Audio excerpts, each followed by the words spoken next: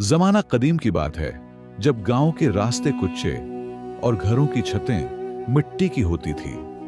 गांव के मशरकी हिस्से में, जहां सूरज पहाड़ों के पीछे से निकलता था, एक बीवाह मां जिसका नाम ज़ैनब भी था, अपने बेटे जमील के साथ एक पुराने मकान में रहती थी।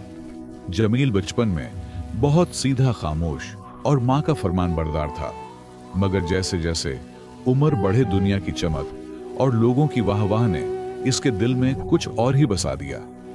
मां ने बड़ी मेहनत से जमील को पढ़ाया लिखाया। उसने चुकी पैसे और कपड़े से घर बाजार में बेचे ताकि जमील को शहर भेज सके।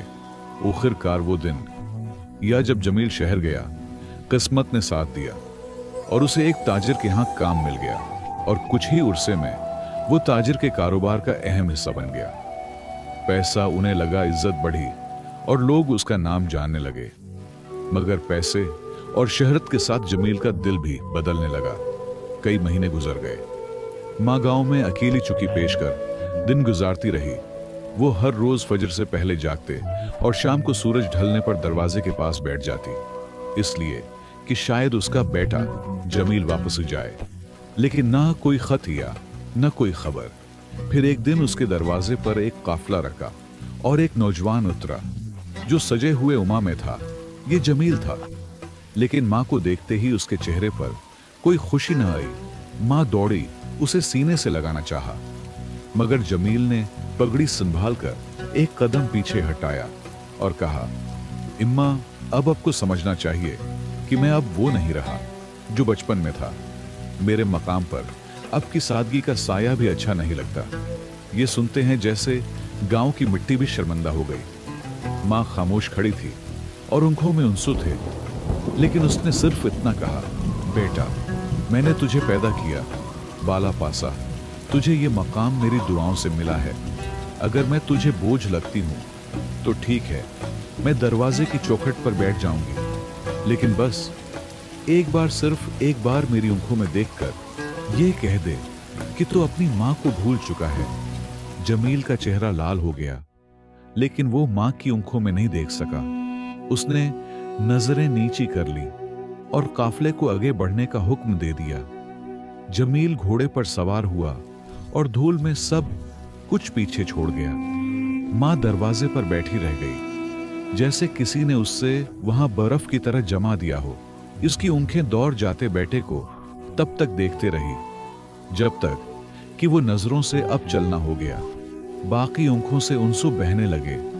उसने अपनी पुरानी चादर से आंखें पूछे और धीरे से कहा, जिस मां की झूली में तो बुला, उज पूरी झूली तेरे साए को तुरस रही है। इसी रात आसमान पर गहरे बादल छा गए और गांव की मस्जिद में अजान की जगह एक मां की सिसकियां सुनाई दे रही थी। ज़ैनब बीबी चुपचाप बैठी थी। हाथ में एक कमज थी जो उसने कभी अपने बेटे के लिए सी थी, लेकिन पानी में भीगी हुई थी। उधर शहर में जब जमील अपने नए घर में दाखिल हुआ तो चिराग एक एक करके बुझने लगे और कमरे की एक दीवार पर हल्की सी दरार पड़ गई, जैसे मां के दिल का दर्द वहां भी पहुंच गया हो।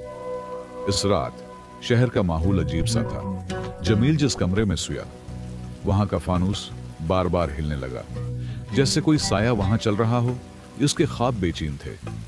वो पसीने में भीगा बार बार किसी अनजान आवाज पर चौंक जाता, अपनी मां की आवाज जो वो पीछे छोड़ गया था। अब ख्वाबों में उठे बेटा, अगर पांव में छाले भी पड़ जाएं, तब भी अपने दिल को सख्त ना करना। जमील हड़बड़ा कर उठ बैठता, मगर कमरे की दीवारें उसकी बेकरारी का कोई जवाब ना दे दी। कारोबार खूब चल रहा था, नौकर हाजिर थे, इज्जत भी थी, मगर तन्हाई जैसे हर चीज पर गालिब हो गई थी। फिर एक दिन शहर में एक खबर फैली कि किसी दूर दराज गांव में खतरनाक सिलसिला आया है। मिट्टी के कई घर गिर गए हैं और कुछ लोग लापता हो गए हैं। जमील के दिल में एक चुभन सी हुई, जैसे किसी ने अंदर ही अंदर एक पुरानी रग को छू लिया हो। सांसें बेतरतीब हो गई, न जाने क्यों दिल बेचैन हो गया। वो अपने कुर्सी से उठा, कदम लड़खड़ाए और ऊंची आवाज में नौकर को बुलाया और कहा, जल्दी करो, काफिला तैयार करो, मुझे फौरा गांव जाना है। उसकी आवाज में बेकरारी और आंखों में कोई अनदेखी नमी थी, जैसे दिल कह रहा हो कि कहीं कुछ छन जाने वाला है या शायद पहले ही से छन चुका है। जमील के लफ्जों में उज पहली बार वो थरथराहट थी जो किसी बेटे के अंदर इस लम्हे जागती है जब वो अपनी मां के लिए बहुत देर कर चुका होता है। लिहाजा जब जमील गांव पहुंचा तो हर तरफ खामोशी छाई हुई थी। वो अपने पुराने घर में आया, मगर मां नजर न आई सहन खालधा, और एक कोने में वही पुरानी कुर्सी रखी थी जहां कभी मां शाम को बैठकर बेटे की राह देखा करती थी। जमील ने धीरे से पुकारा उम्मा, मगर जवाब में सिर्फ हुआ कि सज की सुनाई दी। इसी लम्हे मोहल्ले की एक औरत आहिस्ता कदमों से अंदर आई और नजरें झुकाकर बोली, तुम आए तो हो, लेकिन बहुत देर कर दी तुम्हारी मां। इस दिन के बाद जब तुमने उसे खुद से दूर किया था, कभी हंसी नहीं, बस खामोश रहती और रोती रहती। कुछ दिन बाद बीमार हो गई, दवा भी नहीं ली और उस दुनिया से चल बसे जमील के कदम कांपने लगे। उसने जमीन पर झुककर मां की दहलीज को छुआ, लेकिन आज वो मिट्टी भी उसे खाली खाली लग रही थी, जैसे वो भी शिकायत कर रही हो कि तुम बहुत देर से ओए हो। फिर वो मस्जिद गया, वही मस्जिद जहां ज़ैनब बीबी दुआएं मांगती थी। इमाम मस्जिद ने उससे कहा, वो हर रोज अल्लाह से यही दुआ करती, या अल्लाह अगर मेरे बेटे का दिल कभी गुरूर से पत्थर बन जाए तो उसे मेरी गैर मौजूदगी में नरमी अता करना। जमील की आंखों से उंसू निकल पड़े। वो दरवाजे से लगकर बैठ गया और पहली बार उसे अपने कंधों पर वो बोझ महसूस हुआ जो दौलत से नहीं बल्कि किसी मां की महरूमी से पैदा होता है। उसी शाम वो मां की कब्र पर गया जो पुराने दरख्त के नीचे बनी थी। वहां न कोई नाम लिखा था और न कोई पहचान थी, सिर्फ वो कपड़ों से भरी कट रही जो मां ने अपनी चुकी बीच कर बेटे के लिए तैयार की थी, जिससे पहनने का वक्त जमील को नसीब हुआ, मगर उसे देखने के लिए मां अब मौजूद नहीं थी। उसने कब्र की मिट्टी को छुआ और दिल ही दिल में कहा, उम्मा मैं हार गया, अब की दुआएं सच्ची थी और मेरी पगड़ी झूठी। वो शाम बहुत खामोश थी। कब्र के गर्द दरख्त की ठंडी छांव फैल रही थी और हल्की हुआ जैसे किसी उनकही दुआ का दामन थामे चल रही थी। जमील वहीं बैठा रहा और मिट्टी पर हाथ फेरता रहा, जैसे हर जर्रे में मां की मौजूदगी को महसूस करने की कोशिश कर रहा हो। उसके दिल में अब कोई सवाल नहीं बचा था, कोई बहाना नहीं रहा था, न गुरूर, न इज्जत का भरम और न दुनिया के सामने अपनी साख की परवाह। सब कुछ उस कब्र के साए में आकर छोटा लगने लगा था। उसे वो दिन याद होने लगे जब वो बीमार होता तो मां रात भर उसका सिर दबाती थी। जब वो रोता तो मां छत पर चढ़कर धोखा मांगती थी, और जब वो शहर जाने से पहले चुप हो गया था तो मां ने कितनी खामोशी से अपना ज़ियोर बीज दिया था।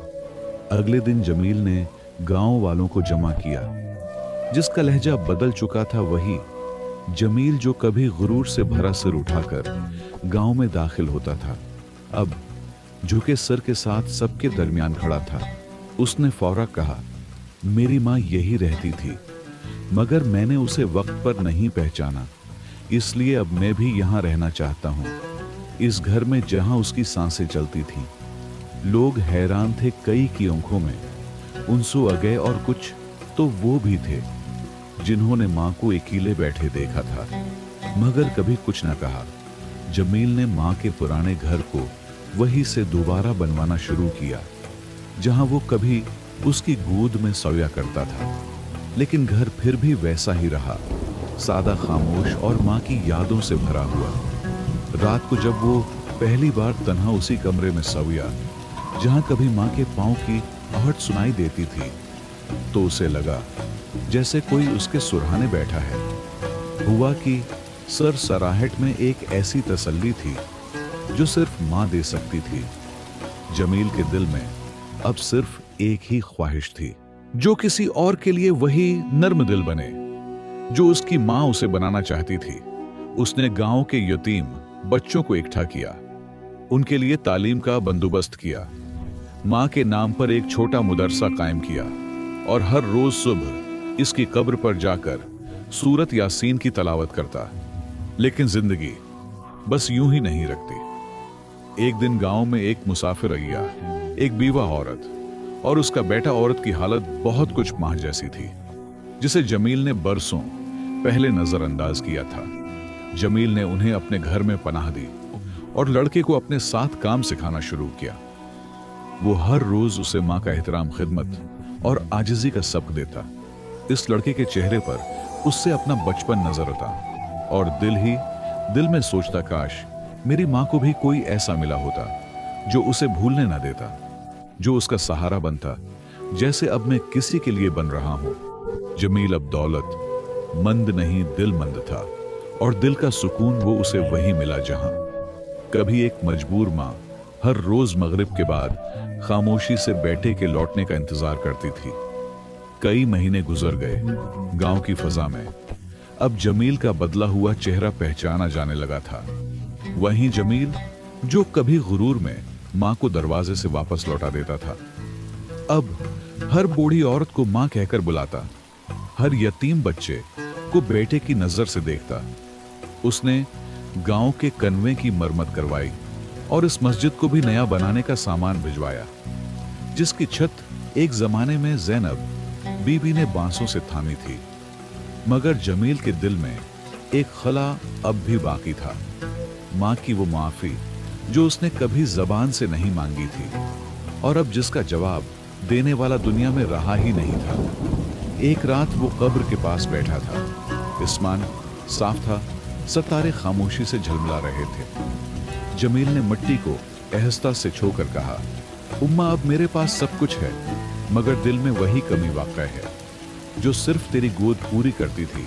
तो अगर सुन रही है तो मेरी तरफ देख ले। एक बार, सिर्फ एक बार देख लें। हुआ कि एक नर्म लहर उसके चेहरे से टकराई, जैसे किसी ने प्योर से थपकी दी हो। इसी लम्हे दरख्त के पत्तों से हल्की सी सरसराहट सुनाई दी, जैसे किसी ने आहिस्ता से कहा, हो बेटा, मैंने तुझे माफ कर दिया है। जमील की आंखों से आंसू बहने लगे। वो देर तक इस मिट्टी को चूमता रहा जिसमें उसकी जन्नत दफन थी। इसी रात वो सारी दौलत जो उसने बरसों पहले कमाई थी, उसने एक वक्फनामा लिखकर सुबह होते ही गांव के नाम कर दी। मुदरसा और कोवा सब कुछ इस वक्तनामे का हिस्सा था, जिस पर सिर्फ कुछ लफ्ज लिखे गए। मां के आंसू मेरे जागीर। कुछ सालों बाद जमील भी उस दुनिया से रुखसत हो गया। उसके इंतकाल के बाद गांव में एक दस्तूर बन गया। हर बच्चा जो यतीम होता उसके मदरसे में पनाह लेता। हर लड़की जो इल्म की ख्वाहिश करती वहीं पढ़ने होती। और जब कभी कोई शख्स गुरूर में किसी मां की बात को हकीर समझता तो गांव के बड़े उसे दरख्त के नीचे इस खामोश कब्र पर ले जाते, जहां एक बेटे के आंसू और एक मां की खामोश दुआ हमेशा के लिए दफन हो चुकी थी। प्यारे दोस्तों, ये कहानी हमें एक बहुत गहरा और दिल को छू लेने वाला सबक देती है कि मां एक ऐसा साया है जो ठंडी छांव की तरह हमारी जिंदगी पर छाया रहता है, चाहे हम उसे महसूस करें या नहीं। जब वो साथ हो तो हम अक्सर उसकी कदर नहीं करते, और जब वो चली जाए तो फिर दौलत, इज्जत और मकाम सब बेमानी लगता है। जमील की तरह अक्सर लोग दुनिया के पीछे भागते हुए इस हस्ती को भूल जाते हैं जिसने उन्हें दुनिया में चलना सिखाया। लेकिन वक्त सबसे बड़ा उस्ताद है। वो इंसान को ऐसी जगह पर ला खड़ा करता है जहां सिर्फ मां की दुआ ही सहारा बन सकती है। तो दोस्तों, अगर आपके वालिदैन जिंदा हैं तो उनके कदमों में बैठो, उनकी बात मानो, उनके दिल को खुश करो, क्योंकि वक्त जब गुजर जाता है तो सिर्फ पछतावे ही बाकी रह जाते हैं। अगर आपको ये कहानी पसंद आई हो तो कमेंट्स में जरूर लिखें। अल्लाह सबकी माओं को सलामत रखे। वीडियो को लाइक करें और हमारे चैनल उम्मी की कहानियां को सब्सक्राइब कर दें। शुक्रिया।